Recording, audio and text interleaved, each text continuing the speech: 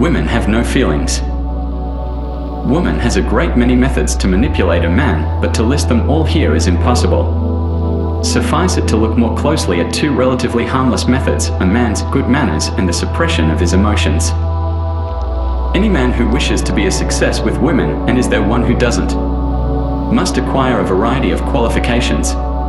Apart from intelligence, ambition, industry, and pertinacity, he must know exactly how to behave in the presence of women. With this aim in view, women have established certain norms which are called good manners. Basically, the rule is that any man who has a sense of self-respect must, at all times, treat a woman like a queen. Similarly, a self-respecting woman must, at all times, give man every opportunity of treating her like a queen. A woman will marry a man simply because he is wealthy. But if she is given the choice between two wealthy men, one with and one without manners, she will choose the man who has them. For if a man has mastered the rules of governing good manners, a woman may be sure that he will never, at any time, question her ideal value as a woman, which has long since been conditioned to respect, not even after she has ceased to attract him. Psychologists state that happiness comes with laughter, faith with prayer. This is true, but only for men. If he treats women as a superior being, she will become a superior being for him. Women are more gifted to differentiate between fact and fiction. Unlike other methods of manipulation, good manners are not the result of conditioned forms of behavior based on profound psychological motivation. Children are taught to behave relatively late, and manners are particularly easy to recognize as a form of women's exploitation. It is a puzzle why even today such old tricks are still successful. The advice a mother gives to her teenage son going out on his first date is a good example of woman's audacity. Pay the taxi, get out first, open the door on the girl's side and help her out. Offer her your arm going up the steps, or, if they're crowded, walk behind her in case she stumbles so that you can catch her. Open the door into the foyer for her, help her out of her coat, take the coat to the cloakroom attendant, get her a program. Go in front of her when you are taking your seats and clear the way. Offer her refreshments during the intermissions, and so on. And on top of that, we should not forget that the average type of play is an outdated form of entertainment because most of them are aimed at the intellectual level of women, as, indeed, are many of those things which we like to label cultured. Pity the poor man who has to submit to all this. He probably has an inkling that not only he but the assembled company of directors, actors, and producers awaiting them are there only to form the background for woman and her clique. This background is simply a place where she can indulge in her inane orgies, where she and other women can take part in their grotesque masquerades, with the extras, the men, suitably costumed in black. The most cynical aspect of the good manners etiquette is the role of protector which is forced on a man. This begins harmlessly enough, it is true. He follows her when going upstairs, or walks on the traffic side of a pavement. It is when we reach the level of military service and war that the significance of this becomes more serious. One of the most important rules is that a man must, under all circumstances, protect a woman from unpleasantness, even, if necessary, with his life. And as soon as he is old enough, he will do just that. This training is accomplished at such an early age that in any catastrophe a man will save women and children before he thinks of himself, at the cost of his own life. There is no compelling reason why these roles should not be reversed. Since woman is unfeeling, she could cope with the psychological effects of war atrocities more easily than a man, and the modern form of war requires neither physical strength nor intelligence, only the ability to survive, tenacity. All statistics about lifespans show that women live longer than men, and therefore are tougher. A normally developed North American woman who has taken sports at school, for example, is certainly not inferior in physical strength to the much smaller Vietnamese men. A GI fighting against Asian men is making war on an enemy no stronger than his college girlfriends. We have already mentioned woman's lack of emotional capacity. The fact that women make every attempt to suppress man's ability to express his emotions is a certain indication of this. Yet she still contrives to create the myth of feminine depth of feeling and vulnerability. The tear ducts are tiny pouches containing fluid. With training they can be controlled, just as one controls the bladder, so that there is no more need for an adult to cry than there is for him to wet his bed. A male child is taught very early in life to control both these functions. Once again, woman degrades herself. Boys don't cry. You're not a little girl, dear. Little girls, on the other hand, are never taught to control their tears, and they quickly learn to use them to advantage. If a man sees a woman crying, it would never occur to him that she may be incontinent. He assumes her feelings are aroused to a considerable extent and even judges the degree of feeling by the quantity of liquid shed. This is obviously a mistaken interpretation. Women really are callous creatures, mainly because it is to their disadvantage to feel deeply. Feelings might seduce them into choosing a man who is no use to them, i.e., a man whom they could not manipulate at will. They might even actively come to dislike men. After all, men are beings who should be alien to them and decide to spend their lives exclusively in the company of women. In fact, however, there are far fewer overtly homosexual women than homosexual men, and such women are generally well-to-do or at least financially secure. A woman with feelings would have to think and work, to take on responsibilities, and to learn to do without all the things which mean so much to her. Because she does not want this, she decides to remain callous, but she knows, at the same time, that it is necessary for woman to enact the role of a sensitive being, or man would become aware of her essentially cold, calculating nature.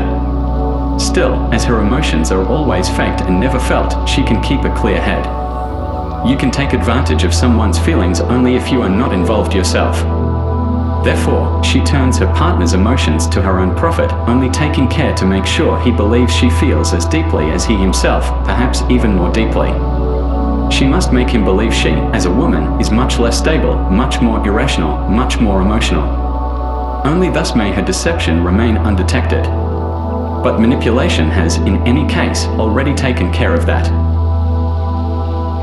A real man does not weep or laugh very loud. Reserved smiles have a sympathetic effect on those around him and make him seem a serious person to his associates. He never shows surprise. He never screams, "Ah," when a light goes on, nor "oh." When he touches cold water, he never shows that he is making an effort by saying UFF. When he has lifted a heavy case, he does not even sing when he is happy.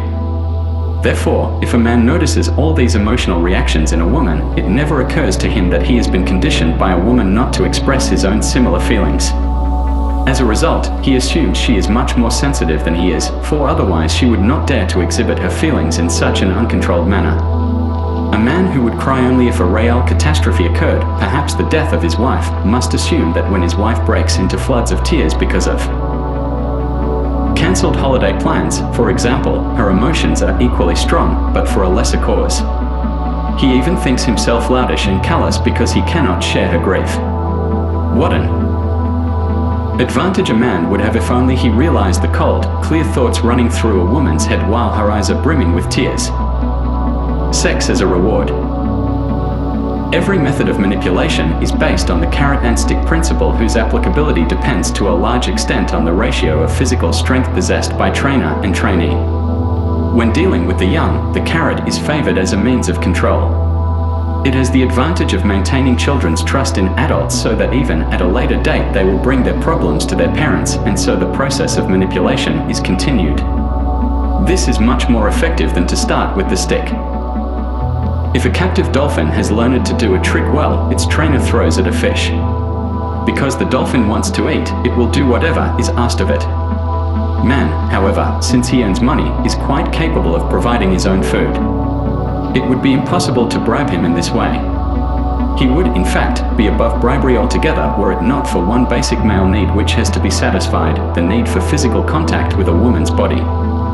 This need is so strong, and its fulfillment gives man such intense pleasure, that one suspects that it may be the prime reason for his voluntary enslavement to woman. His longing for subjection may even be a facet of his sexual makeup.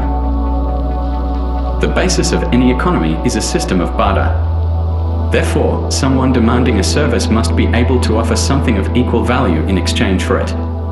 But as a man must fulfill his sexual desires, and since he tends to want to possess exclusive rights over one vagina, the prices have risen to an extortionate level. This has made it possible for women to follow a system of exploitation which puts the most exploitative robber barons to shame. And no man remains exempt. The concept of femininity is essentially sociological, not biological. Even a homosexual is unlikely to escape without paying his dues. The partner whose sexual drive is less developed quickly discovers the weak points of the other, whose drive is more intense, and manipulates him accordingly. It will always be the woman or the female partner in any homosexual relationship who exploits the man, for to be a female means to be undersexed. Just as woman denies herself any depth of emotion, she denies herself a sexual appetite. How else can a young girl tell her boyfriend she loves him but refuse him her body? Thanks to a mother's advice, a girl will suppress her desires even in puberty for the sake of the capital to be gained later. In earlier societies, a bride had to be a virgin to be worth anything, and even today a girl who has little sexual experience will have a higher market value than one who has had a number of lovers. Chastity in a man, on the other hand, has never been worth much. As women do not really care for men, they are not much interested in their chastity. For this reason, a boy can never be raped by an older woman, only seduced. But let a man play that game with an adolescent girl. He will be lynched as a sex criminal by a female mob. A man could, of course, condition his sexual needs as easily as a woman, provided his training started at a very early age. Sufficient proof of this are the monks, the majority of whom survive without sexual satisfaction. Nobody will seriously maintain that they are all eunuchs. But instead of learning to suppress his needs, a man will allow them to be encouraged whenever possible, by women, of course, since their interests are mainly directed toward man's libido. Man is never dressed in such a way as to awaken sexual desire in the opposite sex, but it is very much to the contrary with woman. By the age of 12 she is already disguised as bait. The curves of breast and hip are exaggerated by tight-fitting clothes, and the length of leg, the shape of calf and ankle are enhanced by transparent stockings. Her lips and eyes beckon, moist with makeup, her hair with gleaming tints. And to what purpose, if not to stimulate the male to ever-increasing, everlasting sexual desire? She will offer her wares like goods in a shop window, apparently so near, and at a price so easily obtained. No wonder men think there is no greater happiness than to make enough money to pay for such tempting merchandise. Lacking money, or at least lacking the prospect of it, a man will have to do without a woman, and consequently without sex. Nevertheless, the relationship between the sexes involves a credit system, that is, women are prepared under certain circumstances, while the husband is still training for his profession, to earn their own money more or less as a loan against future earnings, and to place their bodies at his disposal.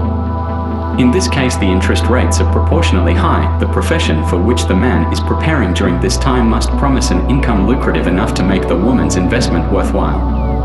In general, it is axiomatic that a woman will be expensive in direct proportion to the attractiveness of her secondary sex characteristics. Hence, if one man meets another with an especially attractive wife, instead of being depressed, he should consider how much money the woman is liable to be costing her husband. It would be more economical for a man to satisfy his sexual needs with a prostitute instead of rushing into marriage. Prostitute in the conventional sense, strictly speaking, most women belong in this group. But here again a man will behave by conditioned reflex. Sex that does not cost much is considered correspondingly inferior. His pleasure varies according to the cost of the woman he sleeps with. And if he cannot get the desired woman any other way, or if there is no other way to keep her, he offers the highest bid and takes her to City Hall. For this reason, women calmly tolerate the professional prostitute. Why should they mind when they never feel jealousy, as a man does? They may well feign jealousy occasionally, of course, just to flatter him. They don't mind the institution of brothels either. Their attitude toward extramarital affairs is exactly the same, unless, of course, they become too obvious, in which case they tend to forgive them. How few women would leave an unfaithful husband? And how few men would stay with a woman in the same circumstances? Wives will often even welcome a philandering husband, for there are so many advantages arising from his gratitude for her tolerance and forgiveness. Obviously, women would prefer to be able to control extramarital affairs. This explains why the wife-swapping parties and pluralist sex practices are gaining favor, for they tend to neutralize the sexual fantasies of husbands and men friends. Moreover, these kinds of sexual release are free, whereas professional prostitution absorbs money which should be put into housekeeping. As the group of people is usually well acquainted, rules of hygiene can be imposed and there is less danger of venereal disease, which a man might catch if he visits an anonymous brothel, and this is one of the woman's main worries as far as a husband's sexual adventures are concerned. It is ironic that men consider ordinary prostitutes so very contemptible. They are among the few women who frankly admit that they make money by renting out a specific orifice of their bodies. The female callings of prostitute, actress, model, singer, dancer are not practiced by men. But whereas actresses, singers, dancers, and models work with nets being the men who catch them when they don't feel like working anymore, a prostitute has no such recourse. When she is tired or ill, there is no one there, waiting hopefully for the time when he will be allowed to support her. No man in our society would allow a prostitute to exploit him as a fashion model, for instance, could. Women, too, despise the common prostitute, but for a different reason. They despise her for her stupidity. A woman who sells her body so ineptly is shockingly stupid by female intelligence standards. They admire only such women as are able to exact an exorbitant price for their favors, for example those who marry Rothschilds, Aga Khans, or Rockefellers. They have impressed on men the concept that prostitution is a sordid profession to intimidate men who otherwise might one day be able to draw parallels. The basic principle of sex as a reward does not vary from woman to woman. They all offer themselves to a man, stress their charms, and then, providing he has performed his tricks satisfactorily, reward him. And, since they never cease to keep him in a state of sexual excitement, he will demand the reward again and again. It is only men with reduced sexual potency who can afford to make do with sporadic affairs and live the life of a hippie year after year without feeling the need of a regular reward. One of the results of this female system of sex rewards is that a man with strong sexual needs must be more obedient to women than others. Look at the advertisements for dynamic, enterprising, energetic, enthusiastic young men, so much in demand in business. What are such men, in fact, but sexually dependent psychopaths who have set their standards in women too high? Why else would a man use all his energy and imagination to sell a particular commercial product? Only for this reward. The whole world outside his office window beckons him with the promise of adventure, yet so strong is his sex drive that he gladly forgoes all that is there and instead buys himself a woman with his hard-earned money. But even if he calls her his adventure, she will never be a substitute for what he has lost. When and if he meets her, everything will follow the strict system of supply and demand with its rigid rules and almost total lack of surprise. The old saying that a woman's fate is her body is true insofar as fate has a positive meaning. But in the negative sense, it is better applied to men. After all, a woman profits from her anatomical peculiarities whenever she can, while a man is an eternal slave to his. The male erection is so grotesque to a woman that the first time she experiences it, she can hardly believe her eyes. However, when she realizes that it can be produced by the slightest provocation, not necessarily even a naked woman, a film or a photograph might do, she will still not get over her amazement. It is, after all, a reflex action, rather like hitting someone on the knee. Probably no theory evolved by man is as absurd as Freud's theory of penis envy. To a woman, the penis and scrotum seem superfluous to man's otherwise neatly constructed body. They are almost untidy. She cannot understand that after use the penis is not retractable like an aerial on a portable radio. And as for envy, it would never occur, even to a little girl. Not in her deepest unconscious would she wish to possess a penis, and as to being at a disadvantage compared to a little boy, that is nonsense, for she gets preferential treatment anyway. Freud was merely the victim of training by woman's self-abasement techniques, thanks to his mother, wife, and probably his daughters as well. He confused cause and effect. A woman only says she is worth less than a man. She doesn't really think it. If anyone ought to feel a sense of envy, it is men. They should be jealous of women's power. But, of course, they never are, for they glory in their powerlessness.